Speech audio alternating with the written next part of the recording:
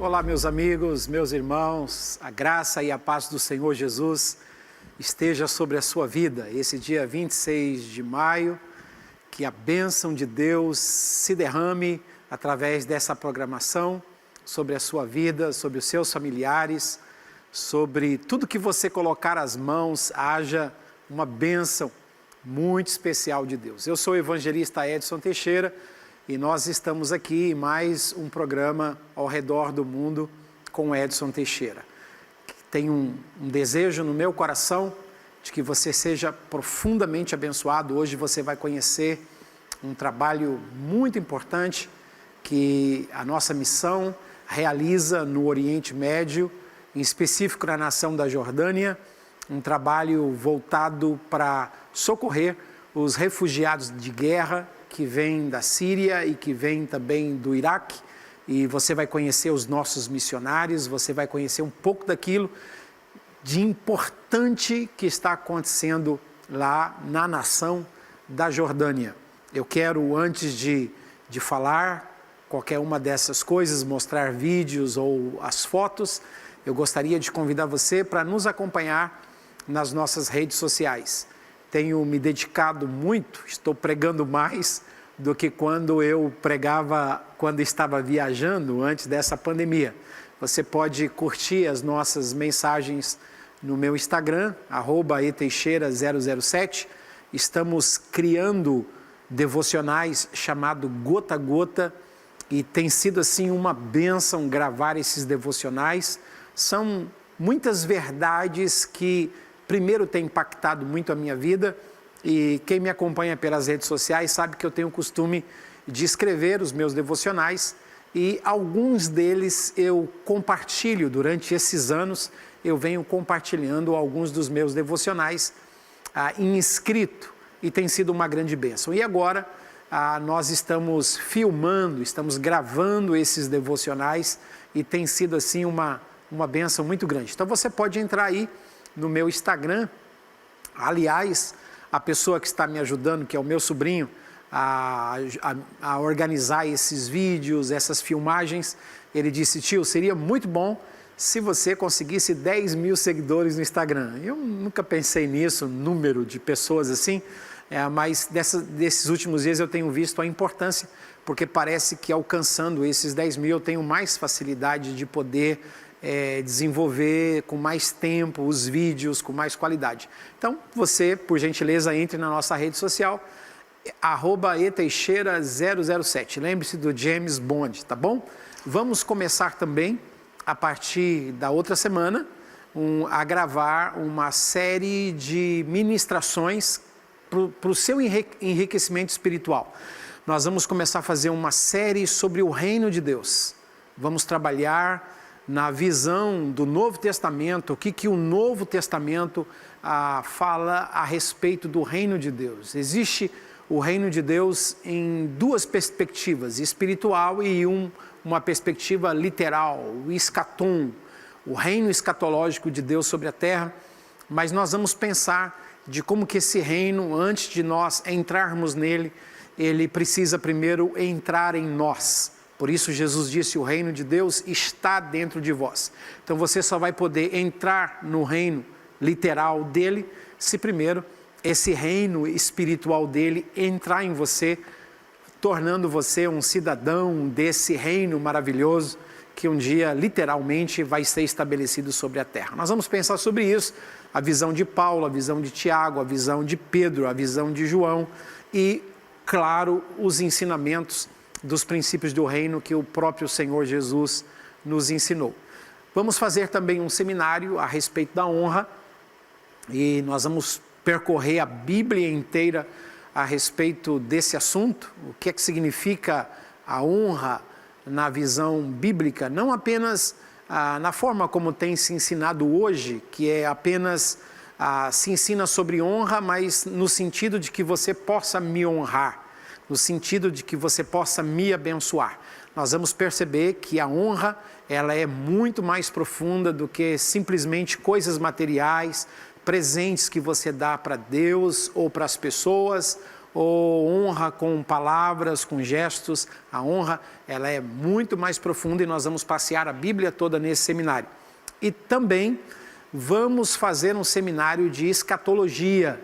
Vamos estudar o livro do profeta Daniel e vamos estudar o livro do Apocalipse. Vamos pensar nesse escatom, o que é o anticristo do Antigo Testamento, quem foi, quem é o anticristo do Novo Testamento, quem será? Vamos estudar as suas marcas, suas características. Vamos pensar em Apocalipse 13, sobre o nome da besta, o número da besta, a marca da besta. São 3 coisas diferentes. Enfim, nós vamos pensar sobre o Apocalipse das 7 igrejas, vendo que antes de Deus mandar juízo sobre a humanidade, primeiro ele tem que tratar com a sua igreja. Por isso, no livro do Apocalipse, começa um chamado ao arrependimento do seu povo. Ele trata com a sua igreja, para depois, então, tratar com o mundo, cumprindo 1 Pedro 4, quando ele diz que o juízo tem que começar primeiro pela casa de Deus. Então, nós vamos pensar nesse escatom e vai ser um tempo de muita bênção para as nossas vidas. Você pode entrar, você que tem um chamado para a obra missionária, você tem uma chama no seu coração, mas você não sabe como fazer, quando fazer, onde fazer, por que fazer, com quem fazer. Você pode entrar nesse nosso link aí e se inscrever, colocar ali os seus dados. Nós estamos preparando as nossas caravanas, que a gente faz anualmente, várias caravanas, e vamos estar enviando a você as informações para que você veja em qual delas você pode se encaixar e estar conosco ao redor do mundo, tá bom? Também, antes de terminar essa apresentação, essa introdução, eu queria convidar você e solicitar você que você compartilhe esse momento que nós estamos tendo aqui agora, compartilhe com seus amigos, compartilhe com seus familiares, porque nós vamos estudar um pouquinho a palavra de Deus. Eu tenho uma mensagem muito forte a respeito do chamado de Moisés e suas aplicações para a nossa vida hoje. Você vai ver como que Deus vai te abençoar de forma tremenda e como eu tenho certeza que Deus vai te abençoar. Por isso eu peço que você compartilhe esse link, compartilhe essa página, convide os seus amigos para ser abençoado. Nós vamos ouvir uma canção e nós já vamos voltar com as fotos e com o vídeo da Jordânia e logo então estaremos ministrando a poderosa palavra de Deus. Vamos lá.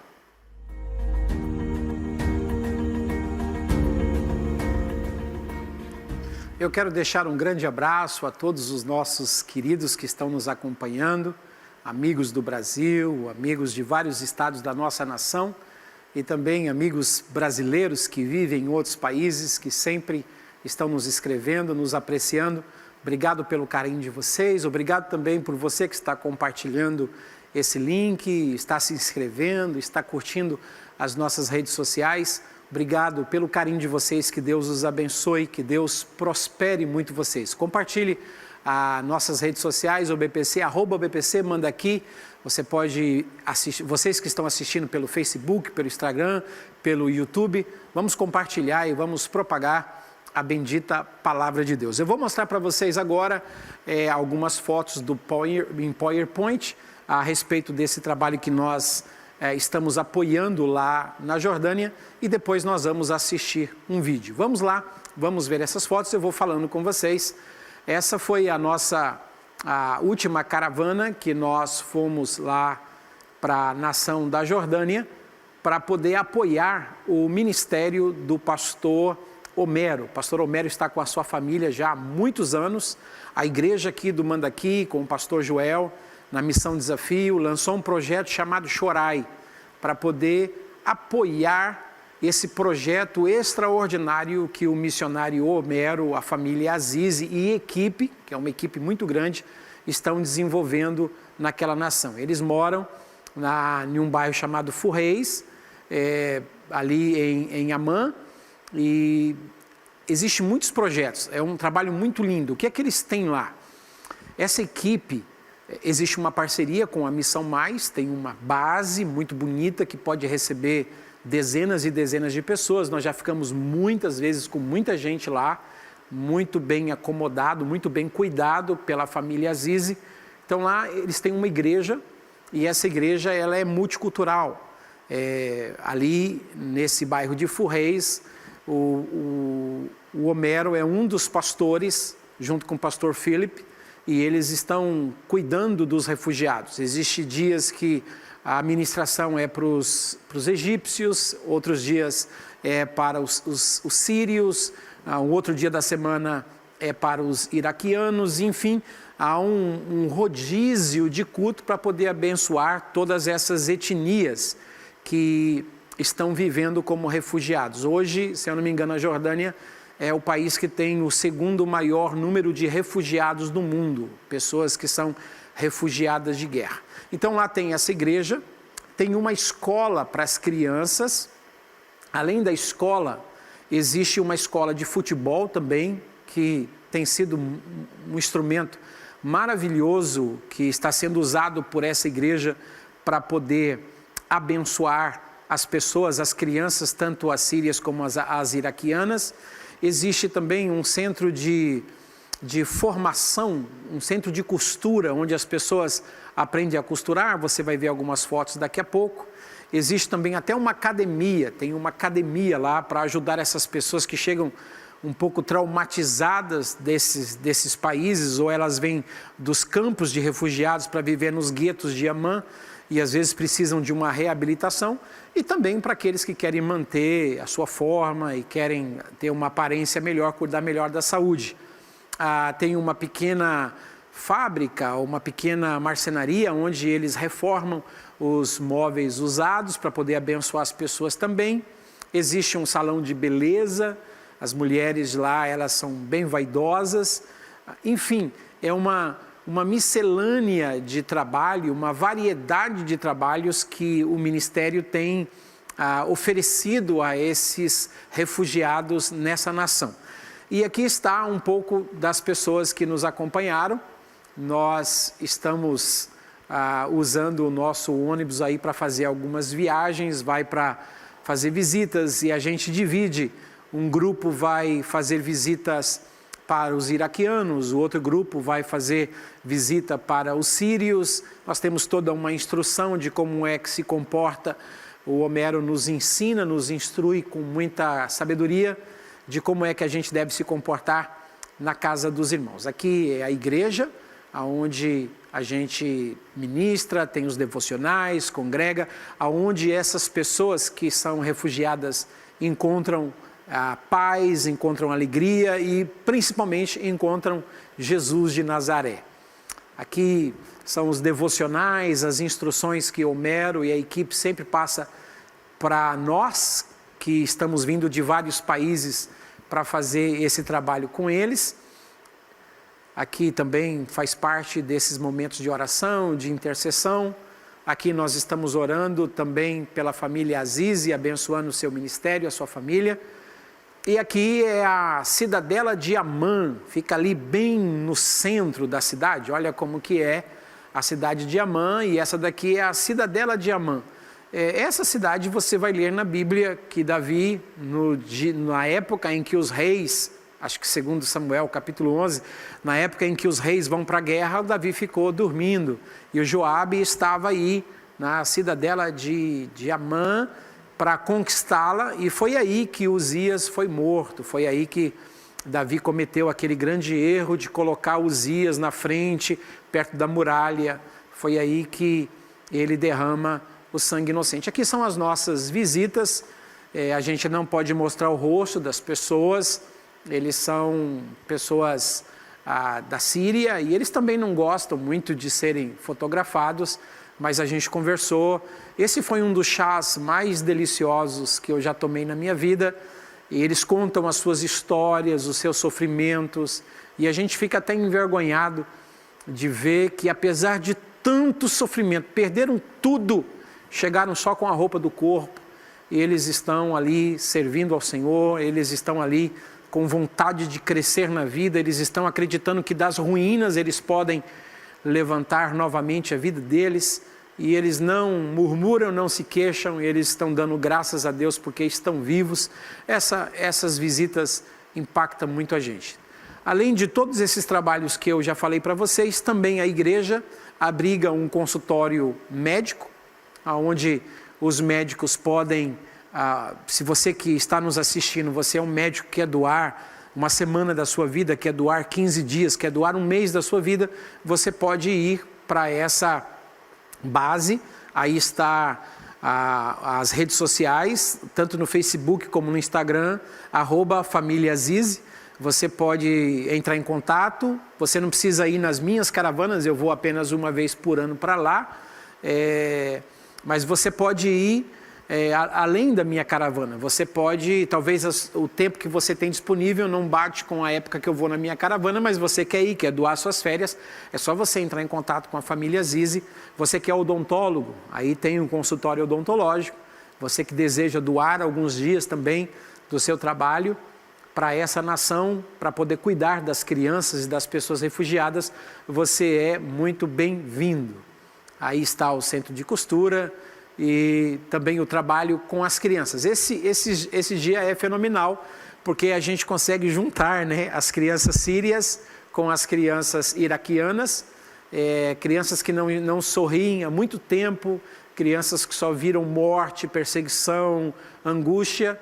A gente consegue proporcionar para eles esse momento que é um dia inteiro de brincadeira, um dia inteiro de evangelismo também, de alimentação, de doações de brinquedos e muitas outras coisas. E a gente, enfim, eu estou mostrando aqui de forma rápida algumas coisas que você pode conhecer lá. E além disso, nós tiramos um dia para conhecer a cidade dos nabateus. Na Bíblia, quem morava aí são os descendentes de Esaú. Eles moravam na cidade de Petra. Essa cidade, ela é enorme, ela fica lá nas montanhas da Jordânia, e você aproveita, além de fazer missões, você aproveita para conhecer também esse lugar. Nós vamos ver um vídeo rapidinho, que é um resumo do nosso trabalho lá. Espero que incendeie o seu coração para orar pelos refugiados, não apenas na Jordânia, mas os refugiados do mundo todo, e que incendeie dentro de você uma vontade imensa de poder fazer parte de uma dessas caravanas aos refugiados. Vamos ver esse vídeo.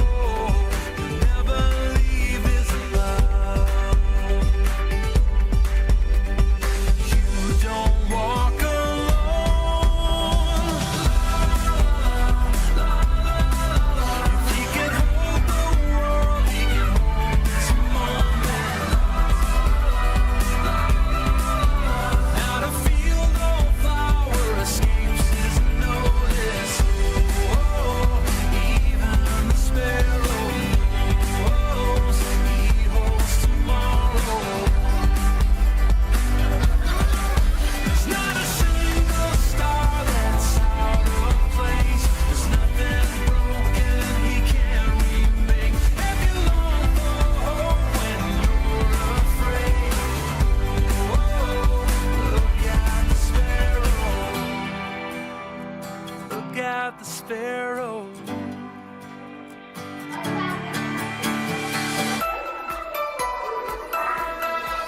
If he can hold the world, he can hold this moment.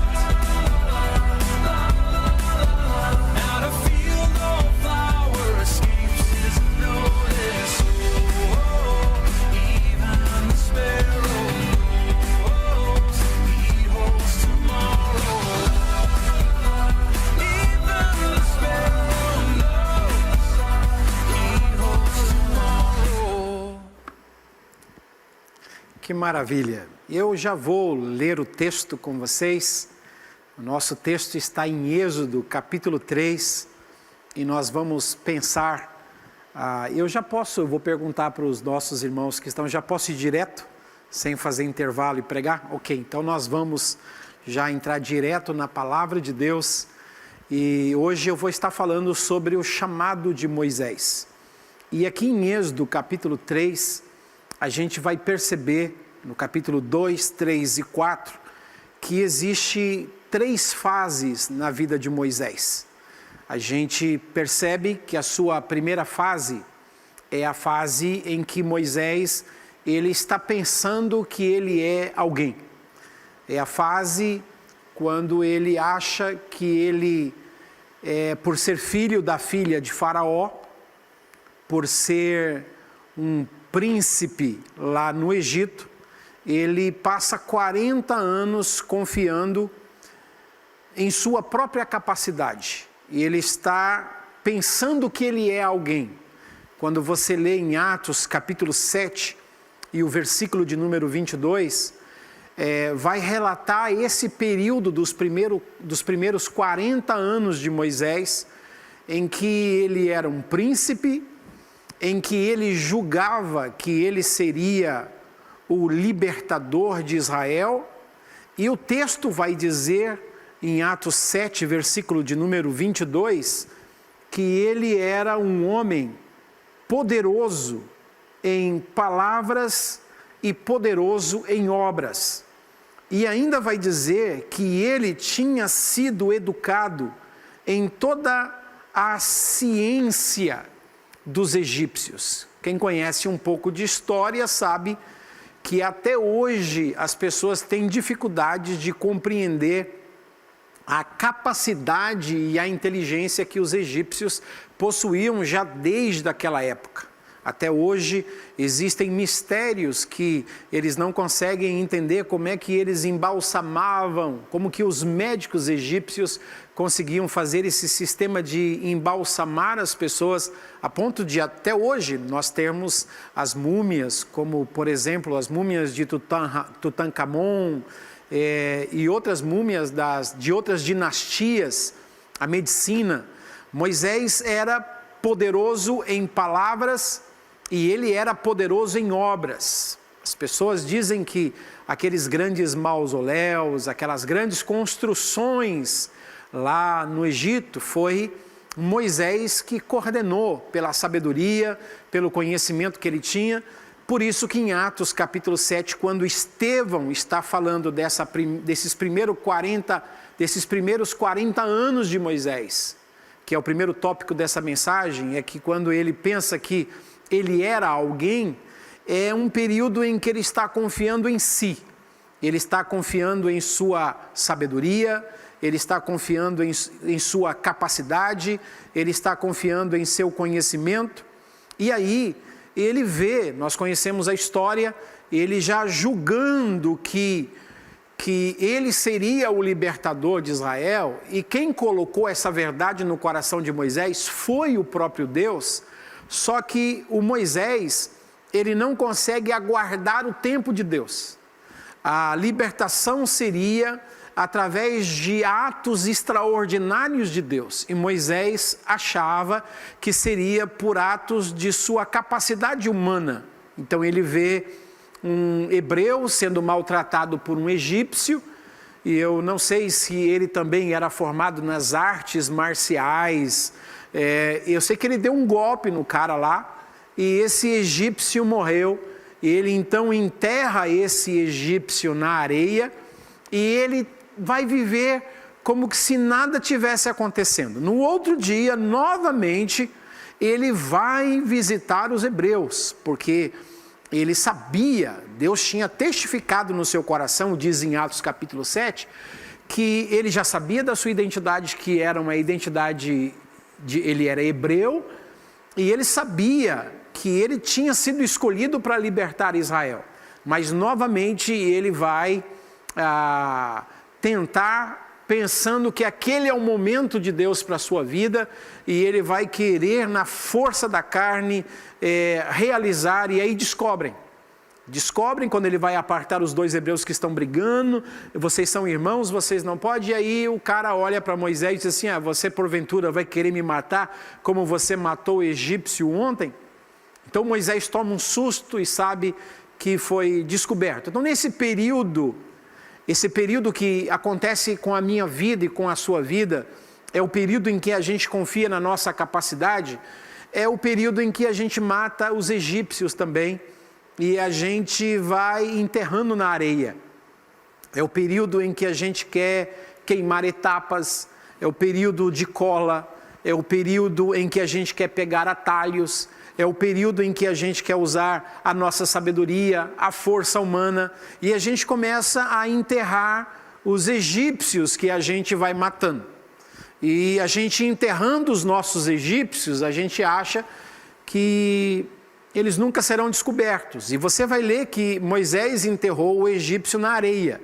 E quem conhece um pouco do Egito sabe que o vento sempre está movendo-se sobre as areias, por isso que as pessoas se perdem no deserto, porque você vê montanhas e montanhas de areia e você diz, bom, eu vou memorizar que aqui tem 2 montanhas de areia, na minha volta eu vou me lembrar dessas 2 montanhas. Você vai se perder porque o vento vai mover essa areia e vai formar outras montanhas e outras montanhas de areia, são dunas e não existe caminho, não tem como você se dirigir dessa forma no deserto, porque o vento está sempre movendo a areia. E lá também o vento moveu. E saiba que o vento move. E é para o nosso próprio benefício que o vento move. Porque a gente vai escondendo os nossos egípcios, que a gente mata na força da carne, na força da sabedoria humana, na força do nosso conhecimento, da nossa inteligência, dos nossos argumentos que a gente usa no ministério, que a gente usa no trabalho, que a gente usa na família, na relação com os filhos, um monte de argumentos que a gente vai usando que não passa de sabedoria humana, mas um dia o vento sopra. E graças a Deus porque o vento sopra. E quando o vento sopra, a gente percebe que os defuntos que a gente deixou lá atrás, eles começam a aparecer. E então a gente tem que fugir. A gente tem que fugir. E foi o que aconteceu. O Moisés foge para o deserto de Midian.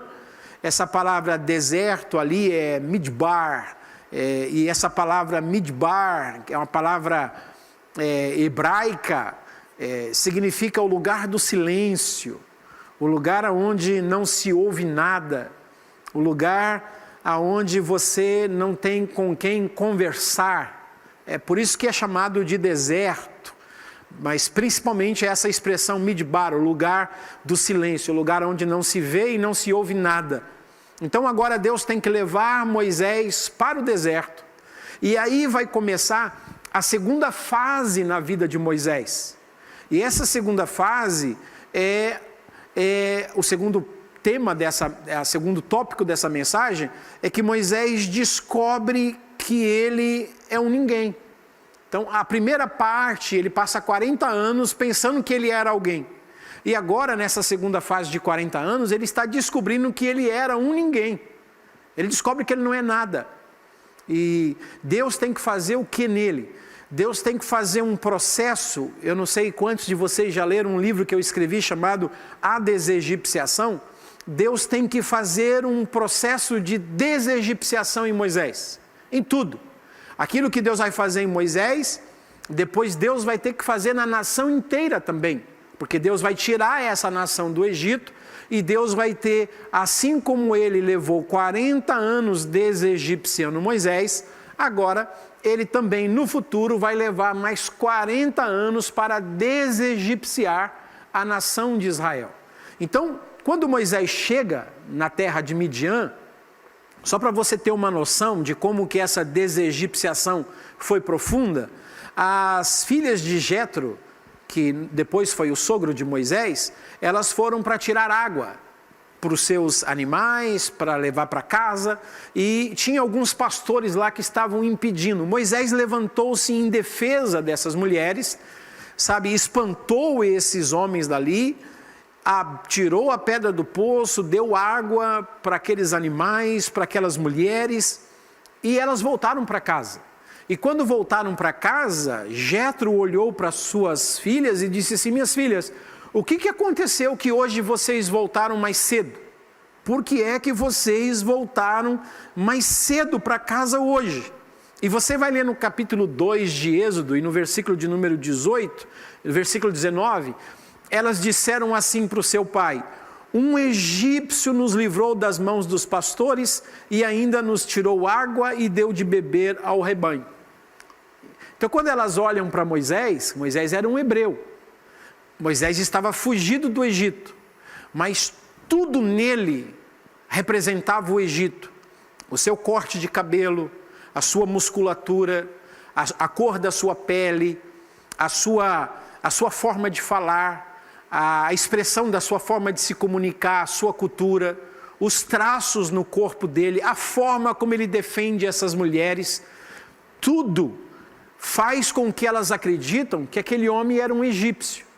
Então toda a aparência de Moisés era a aparência de um egípcio, mas o coração dele lá dentro era um hebreu. Então Deus vai usar agora esses 40 anos para fazer uma desegipciação nele, para ele. Você vai perceber que Moisés perde tudo. Você leu em Atos 7, versículo 22, pelo menos ouviu o que eu citei para você, que Moisés era poderoso em palavras e em obras. E agora, esse período de 40 anos em que Deus vai desegipciando Moisés, ele perde até a sua capacidade de falar. Ele não consegue nem se expressar direito.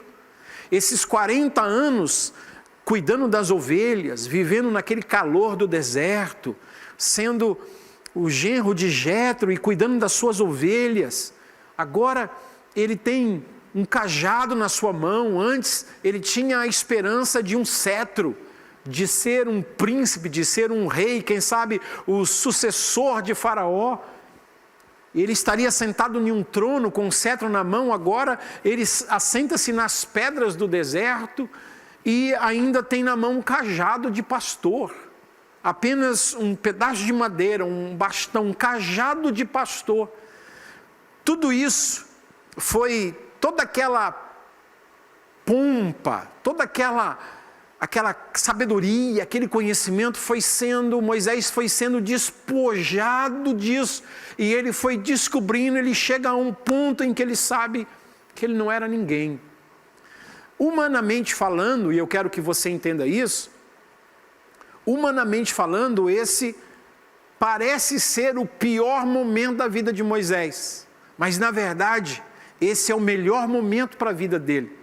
E humanamente falando, quando a gente começa a descobrir a nossa incapacidade, porque na primeira fase a gente está acreditando na nossa capacidade e elas são humanas, e agora Deus nos leva ao deserto, e no deserto a gente começa a descobrir a nossa incapacidade. Humanamente falando, é um período ruim, mas na perspectiva de Deus, esse é o melhor tempo da nossa vida. É um tempo que a nossa carne não gosta, é um tempo em que a nossa sabedoria é humilhada, é um tempo em que a nossa capacidade se dissolve, é um tempo em que a gente não tem muletas para se apoiar, é um tempo que a gente não tem alguém para confiar, é um tempo que a gente não tem o dinheiro no banco, a capacidade, os meios, os recursos, a gente não tem nada, a gente está totalmente incapaz, não podemos fazer absolutamente nada. Se com a nossa capacidade a gente não conseguiu fazer alguma coisa pelo povo de Israel no cativeiro, imagine agora percebendo a nossa total incapacidade. É agora que a gente não vai conseguir fazer nada mesmo. Então, nesse período em que a gente se sente incapaz, derrotados, que a gente se sente incapacitados, inabilitados, que a gente se sente, vazios de tudo, vazios de conhecimento, vazios de sabedoria, vazios de recursos. Quando a gente pensa, eu sou agora simplesmente um empregado do meu sogro, eu sou simplesmente um pastor de ovelhas e o meu destino é viver aqui, eu não tenho mais nada para fazer. É justamente quando a gente pensa que não tem mais capacidade alguma, é aí que a gente se torna o prato predileto de Deus. Porque enquanto a gente está confiando em nós, Deus não pode agir. Enquanto a gente está confiando no dinheiro que a gente tem, enquanto a gente confia no emprego que a gente tem, enquanto a gente confia nos amigos que nós temos, e você sabe o que eu estou falando agora, você sabe que essa palavra está ministrando ao seu coração, enquanto você confia nos QIs, que não é mais quociente de inteligência, mas é em quem indica. Eu tenho alguém que vai me indicar para esse emprego, eu tenho alguém que vai me indicar para aquela posição, eu tenho alguém que vai me socorrer. Enquanto nós estamos aí com essas coisas que a gente pode confiar, Deus não tem como agir. Mas quando nós somos esvaziados de tudo isso, e não tem mais amigos, e não tem mais ninguém que possa nos fazer acreditar que nós somos capazes, porque a gente sabe que somos profundamente incapazes. E é aí, quando Moisés acha que não vai acontecer mais nada, que começa a terceira fase na vida de Moisés, que são os últimos 40 anos, que é o terceiro tópico dessa mensagem. Então, primeiro, ele passa 40 anos pensando que é alguém. Segundo, ele passa 40 anos descobrindo que não era ninguém. E agora ele vai passar 40 anos descobrindo o que é que Deus pode fazer com um ninguém, quando esse ninguém se entrega nas mãos de um Deus todo-poderoso que pode fazer todas as coisas. Então ele passa 40 anos confiando na sua capacidade, ele passa 40 anos descobrindo a sua incapacidade, e agora ele vai passar mais 40 anos descobrindo o poder capacitador de Deus. E eu quero que você saiba disso. Se você está se sentindo um fracasso no seu ministério, na sua família, nos seus negócios, se você está achando que você não pode mais produzir mais nada, que você não tem mais combustível, que você não tem mais esperança, que você pisou na bola, que você, cometeu erros, que você enterrou o egípcio, que você fez as coisas antes do tempo e que isso impede e bloqueou o plano de Deus para a sua vida. Se você acha que não tem mais jeito, eu venho aqui para dizer para você que a sarça ainda está ardendo, que Deus faz a sarça arder. E quem sabe hoje, num dia como qualquer outro, Moisés estava há 40 anos pastoreando as suas ovelhas, era um dia normal para Moisés, mas esse dia normal se transformou num dia sobrenatural. Era um dia normal para Davi levar pães e queijo para os seus irmãos no acampamento. Era um dia normal, mas pela intervenção de Deus se transformou em um dia sobrenatural. Você está aí nessa rede social me assistindo, é um dia normal para você, mas hoje esse dia pode se transformar em um dia sobrenatural para a sua vida. E você sabe que sarça, eu não sei quantas vezes você já esteve no deserto do Sinai, esses 700 quilômetros de deserto entre Israel e o Cairo.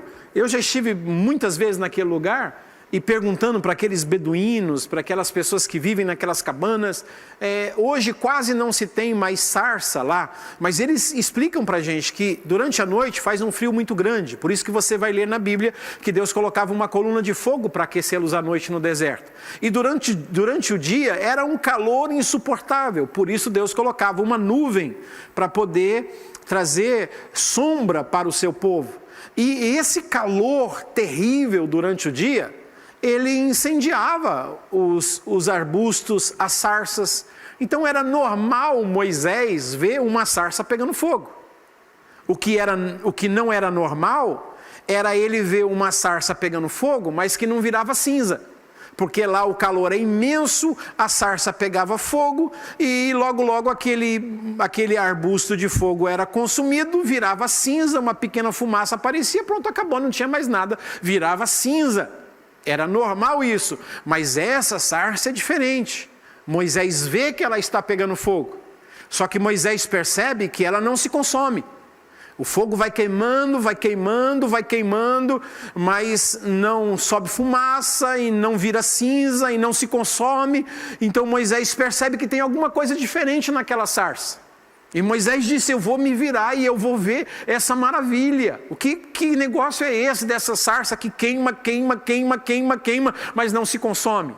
Sabe, esse fogo do Espírito Santo que vem em nós, esse poder que vem da presença de Deus, como aqueles 2 discípulos no caminho de Emaús, que eles disseram um para o outro assim, porventura não nos ardia, não queimava o nosso coração, quando ele abria as Escrituras e nos expunha as verdades a respeito do que dele dizia nos escritos de Moisés, nos Salmos e nos Profetas. Queima!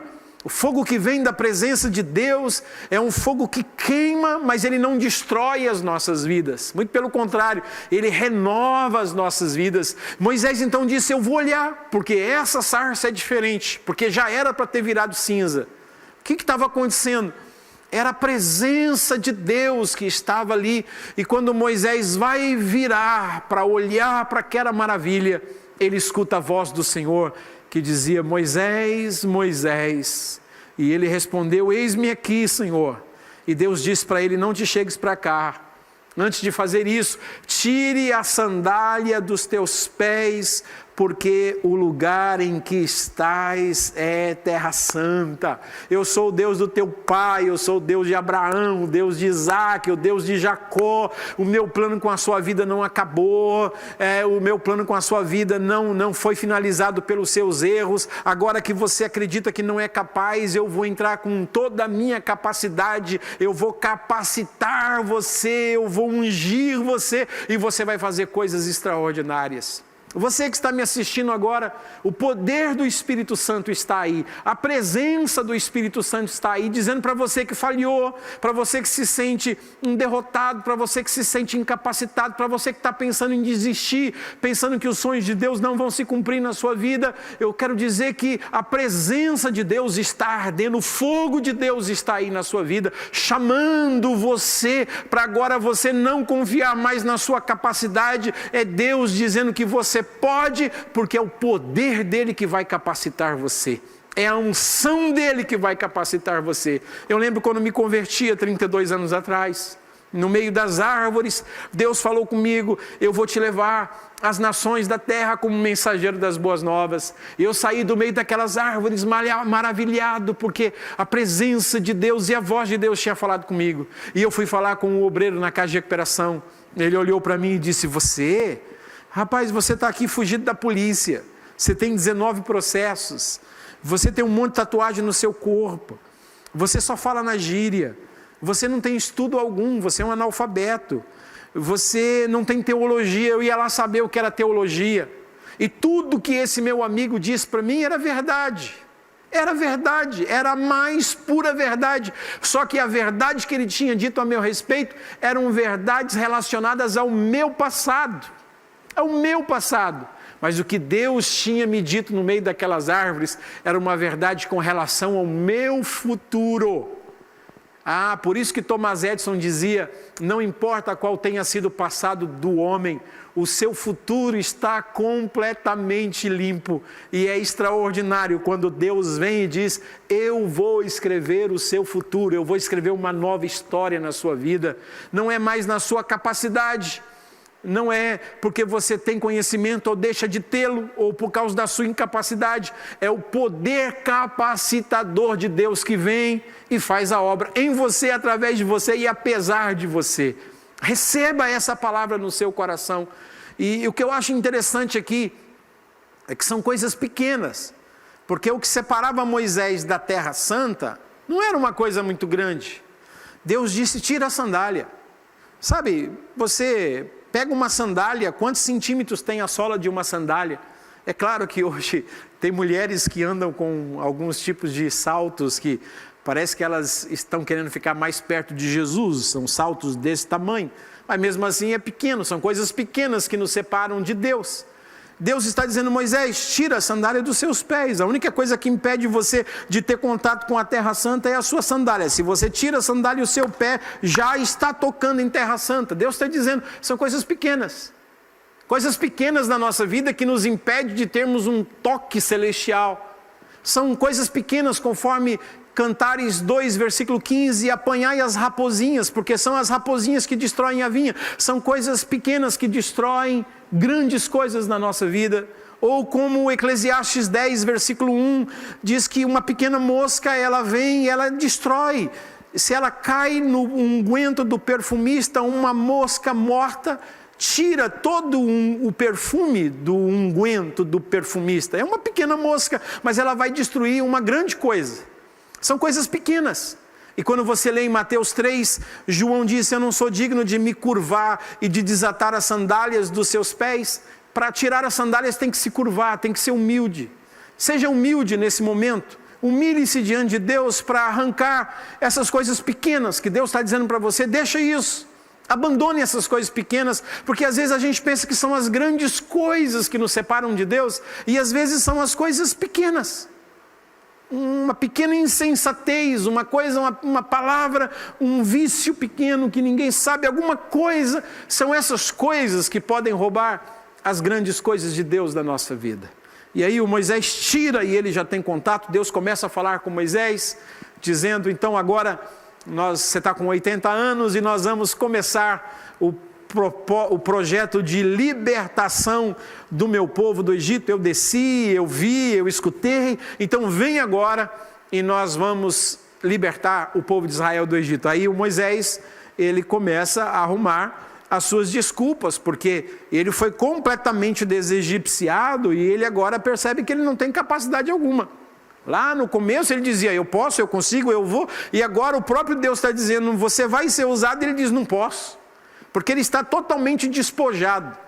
E aí ele chega e ele diz assim: Deus, eu vou chegar lá e eu vou falar o que para esse povo? Eles vão perguntar para mim, e o versículo de número 13 ele diz: o que é que eu vou dizer para eles? Então a primeira coisa que Moisés diz é o seguinte: eu não tenho mensagem, eu não sei o que é que eu vou falar para esse povo. E o que eu vou dizer? Quem sou eu? Ele pergunta no versículo de número 11: quem sou eu para ir a Faraó? Então Deus vai dizer para ele assim: o segredo aqui, Moisés, não é quem é você. E Deus diz para ele no versículo 14: eu sou o que sou. O segredo não é quem você é, o segredo é quem eu sou. Você não vai representando você, porque você sabe que se você for representando você, vai ser um fiasco e vai ser um fracasso. Você vai no meu nome. Você não vai por causa de quem você é, você vai por causa de quem eu sou. Eu sou o que sou, eu sou o Todo-Poderoso, eu sou aquele que tem domínio sobre todas as coisas, eu sou El Shaddai, eu sou a ressurreição e a vida, eu sou o grande eu sou o que tem todo o poder nos céus e na terra, eu sou. Você não tem mensagem porque você está pensando em ir no seu nome, mas se você for no meu nome, eu vou colocar as minhas palavras na sua boca. E muitas vezes, nós também somos como Moisés, a gente acha que a gente não tem mensagem. E de verdade, quando a gente vai no nosso nome, a gente não tem mensagem. A gente tem conjecturas humanas, fatos científicos, a gente tem um monte de sabedoria das coisas dessa vida, mas a gente não tem mensagem. Porque a mensagem verdadeira só tem aquele que viu a sarça arder e que escutou o chamado de Deus. Esse tem mensagem, e essa mensagem faz com que as pessoas saibam: aí está um mensageiro de Deus, uma voz de Deus que vai edificar. A segunda coisa que Moisés diz para Deus, capítulo 4, versículo de número 1 e 2, ele diz assim: Deus, eu estou sem autoridade, eu não tenho autoridade. Ele diz assim, Moisés diz para Deus: eles não vão me acreditar, eles não vão acudir à minha voz, pois eles vão dizer: o Senhor não te apareceu. O Senhor não te apareceu. Eu estou sem autoridade. Ou seja, ele está dizendo: eu preciso de credenciais. Deixa eu dizer uma coisa para você que está me ouvindo. O povo lá fora, eles não têm dificuldade, como esse povo hebreu, eles não têm dificuldade de acreditar em Deus. Eles acreditam em Deus. O que eles têm dificuldade é de acreditar naqueles que dizem ser representantes de Deus. Aí eles têm dificuldades. Porque aqueles que dizem ser representantes de Deus, eles precisam ter credenciais. E Moisés sabe disso. Moisés está dizendo, eles não vão acreditar em mim porque eu não tenho credencial. Se o Senhor me der credenciais, então eles vão acreditar em mim. Então o povo não tem dificuldade de acreditar em Deus. O povo tem dificuldade de acreditar naqueles que dizem ser representantes de Deus, porque eles não têm credenciais que provam que eles são enviados por Deus. E aí Deus diz para Moisés, o que é que você tem na mão? Eu tenho um bordão, eu tenho uma vara. E aí nós conhecemos, Deus faz os milagres, a lepra, a cobra, o cajado que vira cobra, que come outra cobra, e depois a gente vai ver isso lá nos magos do Egito, é a água que vira sangue. Deus está dando credenciais para Moisés. E a gente precisa ter credencial, porque não basta o pessoal acreditar em Deus.